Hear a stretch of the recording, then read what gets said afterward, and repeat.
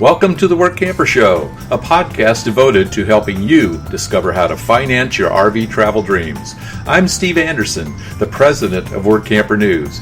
Each one of our episodes will either introduce you to people who are already living the RV lifestyle or to opportunities to work short-term jobs. You'll also learn how to hit the road the right way and make the most of every opportunity. Now let's turn over today's show to your host, Greg Gerber. Thanks, Steve. Today we're going to talk with a couple who has been work camping at 2 jobs every year since 2016. This episode is sponsored by the National RV Training Academy in Athens, Texas. The Academy's 1-week live training or home study course will teach you everything you need to know to fix about 80% of the problems people experience with their RVs. You can also sign up for additional training to become an RV inspector, campground technician, or to provide mobile RV service. For more information, visit www.nrvta.com. Bill and Laura Hoak have enjoyed several work camping opportunities in recent years. They've worked sales jobs, maintenance jobs, retail jobs, and checked people into campgrounds. They work one job in the summer and then head to a warmer climate in the winter to take a different job. They spent the summer working in Lebanon, Maine, and are either in Florida now or headed that way. A love for travel attracted them through the work camping experience. They spent many years living on the East Coast, but really wanted to see some of the attractions west of the Mississippi. The Hoaks talk about how they found those jobs on workamper.com and describe what it took for them to get on the road back in 2016. They also explain things that have been implemented to make living a mobile lifestyle more practical. To tell us more, please welcome Bill and Laura Hoak to the show. Thanks for joining us today, Bill and Laura. I really appreciate it. I understand you folks are very experienced work campers with more than 7 work camping assignments under your belt. Is that true? Yes, two a year starting with 2016, yes. Wow, what kind of jobs do you typically do? Well, we've done sales, we've done marketing, I've done security, like maintenance. I've done front desk in the camp store. So you guys are versatile work camping experience. And what are you doing right now? There are certain things we don't do, though. Yeah, what is that? We don't do housekeeping, landscaping, or heavy maintenance. Okay, that's good. And it's good to note that if those aren't things that you're willing to do, you are able to put that on your resume, and employers who are looking for those types of jobs to be filled won't call you. So it makes it easier for everybody when you make that known up front, doesn't it? Yes, it does. Super. So where are you right now?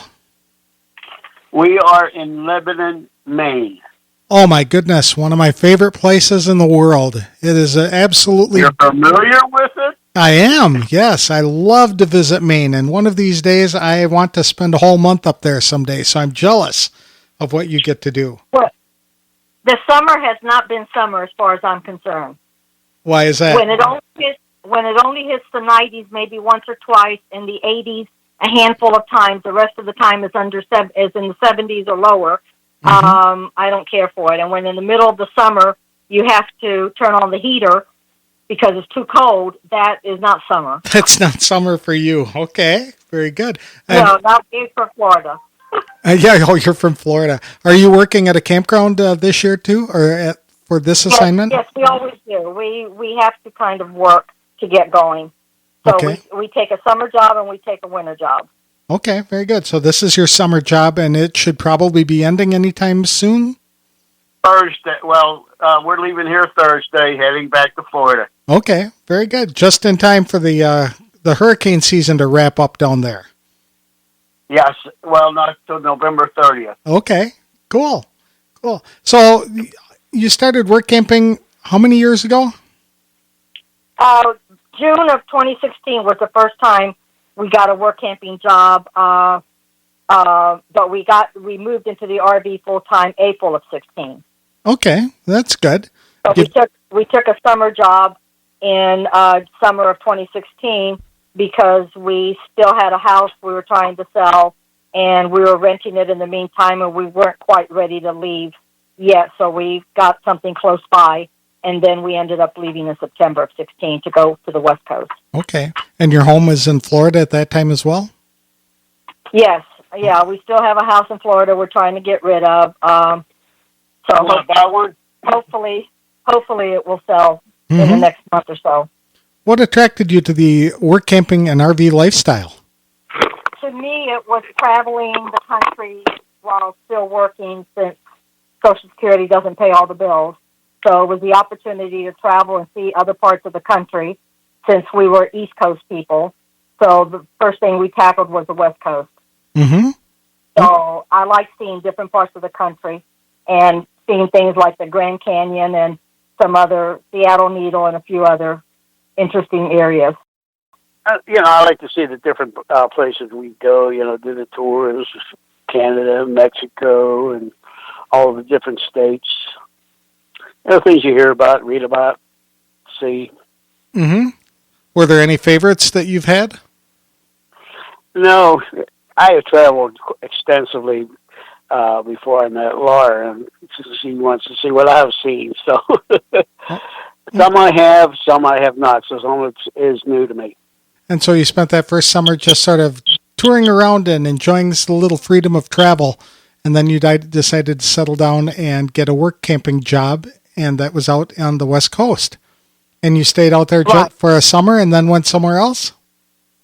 We were in Arizona the winter of 16, California the summer of 17, and back to a different part of Arizona the next winter, and then Virginia the summer of 17, and then Florida winter, and then Maine summer. Oh, my goodness. Okay, so you have been pretty much all over. And what do you like about it the most?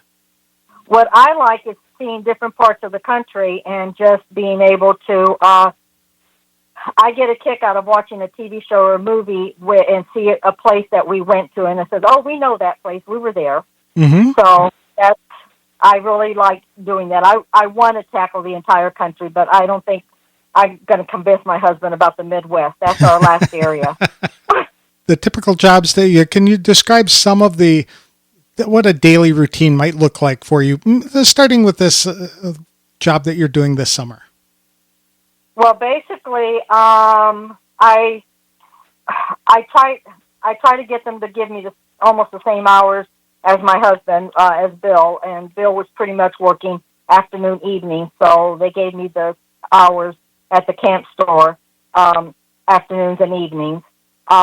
And then part of the camp store is the cafe, which was a challenge for me because I'm not a cook. Bill's the cook. So I had to kind of learn how to fry food and scoop ice cream and make grilled cheese sandwiches and hot dogs and stuff like that.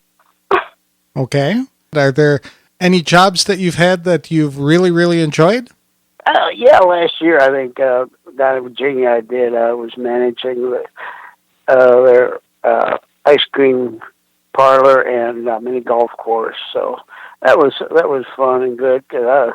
They couldn't believe the amount of volume I did in that little place. I was doing over 20,000 a week in it. Scooping ice cream? My goodness, that's a lot of ice cream. And where was this? Down in Virginia. Okay, very good. That sounds like a fun job, though, because who doesn't like ice cream? Exactly. Yeah. We had good kids working for me, so we had fun. And very good. So you were managing that ice. The guests were all good people, enjoyable. Hey, you're going to come in for ice cream, you can't be in a bad mood, right? That's right. Or you're certainly not in a bad mood after ice cream, that's for sure. And how do you go about finding these jobs? On workamper.com. Okay. And you just scan looking on an area that you'd like to be living in for a little while, or are you looking for specific jobs that you find interesting? We primarily try to look for jobs that are ideal. And then, of course, the ideal situation for us is to have the site completely free and get paid for all hours worked. Mm-hmm.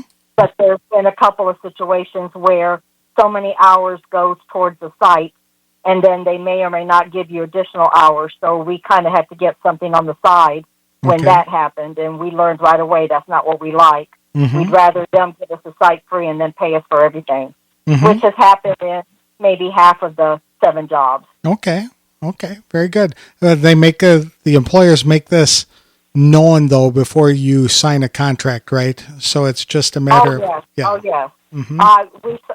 We have our resume on workamper.com, and then I get emails while they're looking for summer jobs or winter jobs. I get multiple emails telling me what jobs are available. We look at it, and then I'll ask Bill, do you want to apply for this one or not? Then we apply.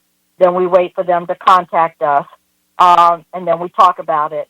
And the minute they say mowing the grass or housekeeping, we say thank you, but no thank you. And so when you're out traveling, have you encountered anything that you would consider challenging? Oh, yes, the mountains. The mountains? Pulling the fifth wheel through the mountains with a truck that was not a four-wheel drive and was pretty much pushing its maximum, and it was very scary. You have to get over the mountains if you're going to go to the West Coast, and if you're on the West Coast, you got to go back over the mountains if you're going to go anywhere else. Exactly. So the mountains were a challenge. The truck was a challenge. We recently upgraded to a bigger truck with a four-wheel drive, so we're hoping when we leave here, we're going to find that this truck is much better than the other truck. Mm-hmm. Okay.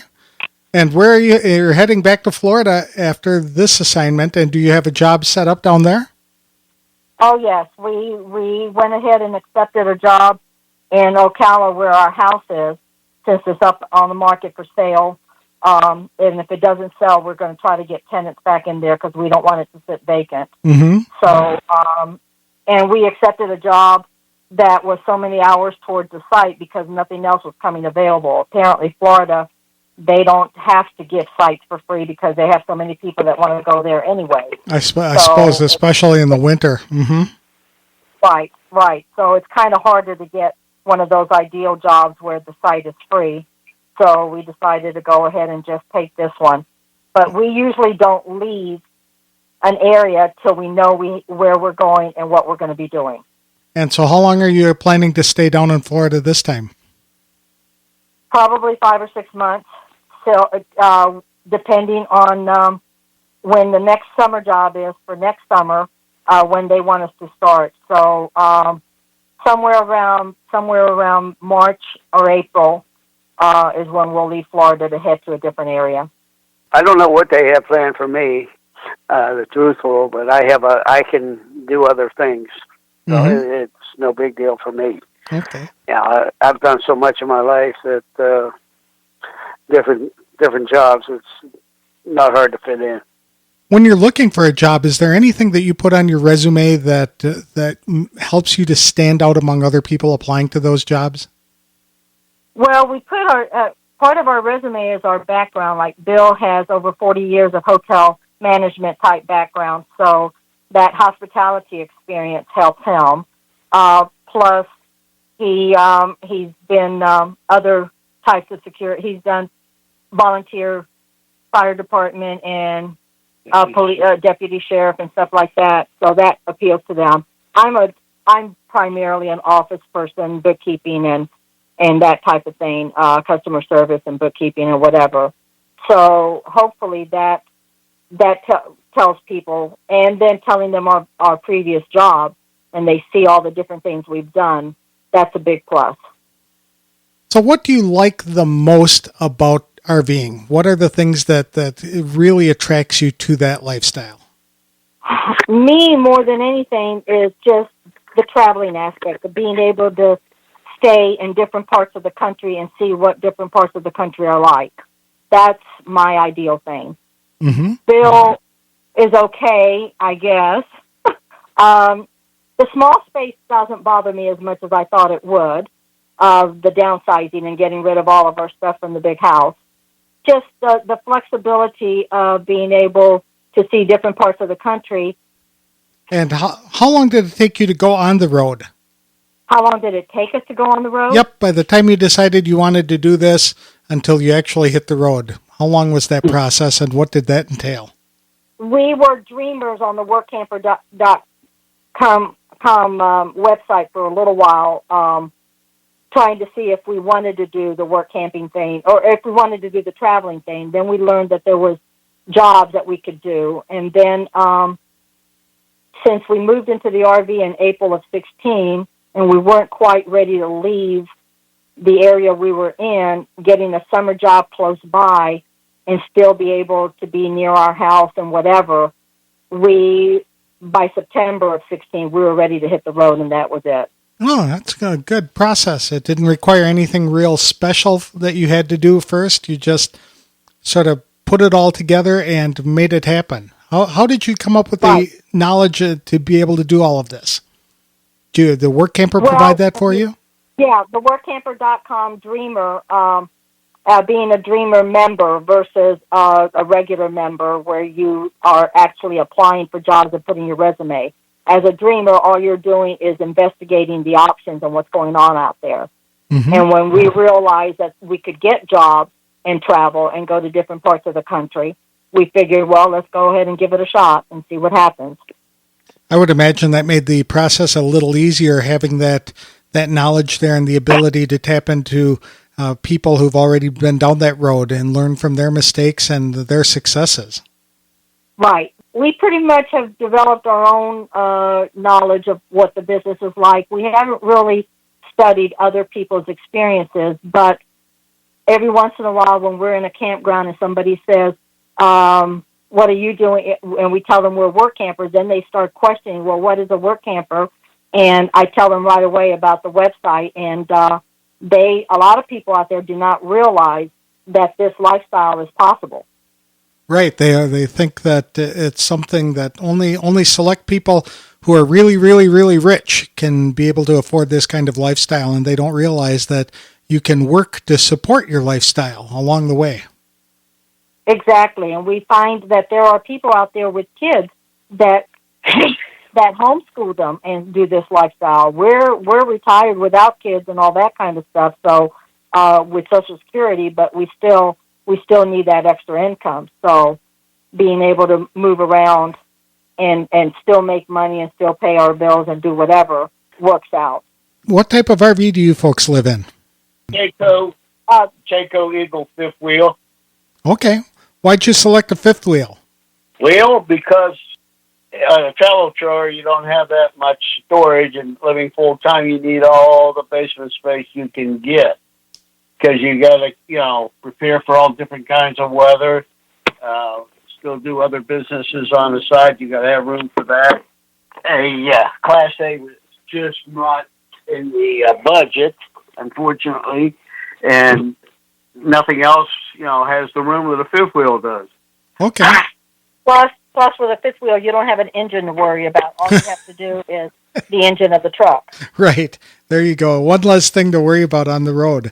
Speaking of being on the road, how do you folks handle things like mail and getting that delivered to you? Well, there are mail services out there, but I've been able to recruit my brother, one of my brothers in Florida, for his address to be our IRS permanent address and our mailing address. So he forwards first class mail, and then he gathers junk mail, and we talk about it, whether to throw it away or send it to us, and then he'll send us some of the other mail different ways. But basically, I've been able to convince my brother to do this, even though sometimes he seems to want to complain. But we figured since we're using his address, plus we have a 6x8 shed over on his property with some of our other stuff that we don't have with us, like pictures and tax papers and stuff, it works out that he's basically the one that's going to do this for us. I pretty much kind of forced him into it, but I think he's okay with it. You can do that with brothers. That's expected pretty much. Is there any advice that you would give to people who are considering becoming a work camper? Talk to a lot of people. and maybe check the website for that campground and see if there's a lot of issues and problems with that campground that you don't want to deal with, which I have not done. We have not done that. But the next campground we're going to, I did look at some reviews, and so we kind of know what to expect. But basically, don't take a job that you have you don't have good feelings about. Yeah, you have reservations about. It's not worth it to accept a job that you don't have good feelings about. You kind of, and then once you make a decision and once you've committed, you pretty much stick with your commitment. Don't back out on them at the last minute. Once you accept it, and especially once you sign an agreement, you pretty much need to commit to it. Thank you very much for taking the time to talk to us today. I really appreciate it. And one of these days, I hope to see you out in the Midwest. I mean, I grew up in Wisconsin. It is a good place to visit. I wouldn't want to spend the winter there. Chicago for a while, and we've been in Wisconsin. But my one goal, and Bill keeps telling me it's not going to happen, but my one goal is we have a USA map that we're putting stickers on the states that the RV touches. We don't have to necessarily stay in that state overnight or have a meal in that state overnight, which some people make that their criteria. My criteria is if the RV touches that state, then the sticker for that state goes on the map. And I think we have like 28 states. So I'd like to see the 48, but Bill doesn't think it's going to happen. Oh, it might. It might. It's pretty easy. If your criteria is to just touch a state, you can easily knock them all off. Well, a whole bunch. It's kind of harder in the western states when there's so much barrenness between destinations and things like that. Is there any traveling that you've done there, or places that you've been that you would highly recommend that other people go to? Well, let's say, of course, Grand Canyon. We have been to Vancouver, British Columbia. We've been to Seattle, Portland, down to Mexico, San Diego, L.A., San Francisco, which was great, where we stayed. It was a little expensive, but it was very convenient in San Francisco. So we enjoyed that tremendously. L.A. was good, so it's what you make it, really. Oh, that's absolutely correct. It's there. If you want to take advantage of it, we just got back from a little, celebrating my wife's birthday up in Fredericton, New Brunswick, a couple weeks ago.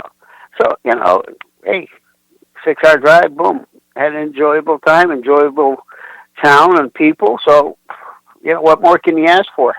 Are there any places still on your bucket list of things you'd like to see? Well, mine, Laura has everything on the bucket list, but well, like I say, I've traveled a lot beforehand, being in the hotel business, and before that I worked in the hotel division of one of the major airlines. So I did a lot of traveling there also. I encourage you to keep on traveling as long as you can, and I hope you get some really good assignments that help you make good memories. Most of the people that you've been working with have been good folk and friendly folk? Oh, yeah. Yeah, most of the people, and then most of the campers that stay in these different campgrounds, they've all been super nice people. There's been a lot of more good situations than bad. There's only been 1 or 2 bad situations, but the rest have been good. Very good. Well, thank you again for taking the time to talk to us. I appreciate it. Okay, no problem. Thank you.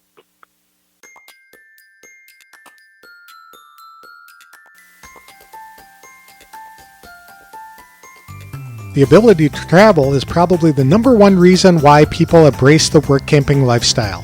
I grew up in the Midwest and wanted to see all of America.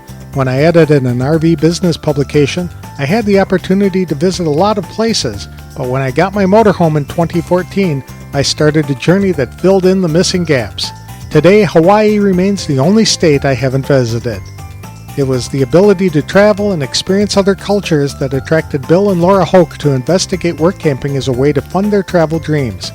Working 2 different work camping jobs every year has allowed them to immerse themselves into parts of the country they really wanted to explore. Not every job is ideal, but the short-term gigs give them a chance to visit places they had only been able to read about, and they've enjoyed quite a few fun jobs along the way. But as Laura noted, it's important to be honest when preparing a resume to list jobs you're not necessarily interested in performing. That prevents a lot of misunderstanding later.